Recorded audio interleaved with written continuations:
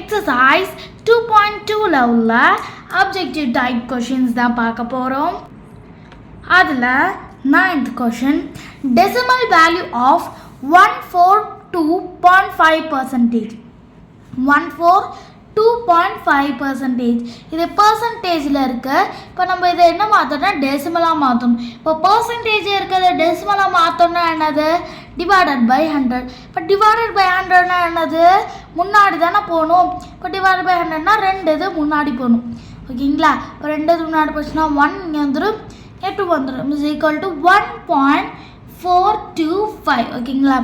1.425. Percentage to decimal na divided by 100. Decimal to percentage na என்னது, multiply by 100. இந்த some நம்மளுக்கு எக்ஸசைஸ்லேயும் கூட வருது. ஓகேங்களா. அடுத்து 10th சம்.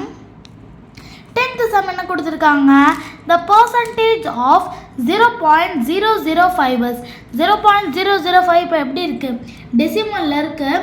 இதோட பர்சன்டேஜ் என்ன அப்படின்னு கேட்டிருக்காங்க. இப்போ இதோட பர்சன்டேஜ் என்ன, அப்போது decimal to percentage is equal to என்னது, decimal to percentage is equal to multiply by 100. அப்போ 0.005 100ஆல் மல்டிப்ளை பண்ண போகிறோம். அப்போ 2 இது இந்த பாயிண்ட் மூவ் ஆகும். அப்போ இங்கே வந்துடும் அந்த பாயிண்ட். இப்போ இஸ் ஈக்குவல் டு 0.5. 0.5% நம்மளோட ஆப்ஷன் இருக்கா, இருக்குது. தேர்டாகவே இருக்குது.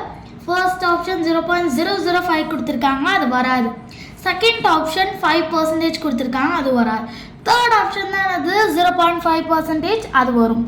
அடுத்து 11th சம் என்ன சொல்லியிருக்காங்கன்னா, இந்த பர்சன்டேஜ் ஆஃப் 4.7. இப்போ 4.7ஓட பர்சன்டேஜ் பாயிண்ட்க்கு அப்புறம் ஒன்று இருக்கனால 10 போட்டுக்கணும் கீழே. இன்ட்டு மல்டிப்ளை பை என்ன பண்ணணும், 100. இப்போது ஒரு 0 கேன்சல் ஆயிரும். இப்போ இந்த பாயிண்ட் போயிடுமா. இப்போ 47 × 10 இஸ் ஈக்குவல் டு என்னது, 470. இப்போ 470%. அவ்வளோதான். ரொம்ப ஈஸியான சம் தான். உங்களால் புரிஞ்சிருக்குன்னு நினைக்கிறேன். நம்ம அடுத்த வீடியோவில் பார்க்கலாம்.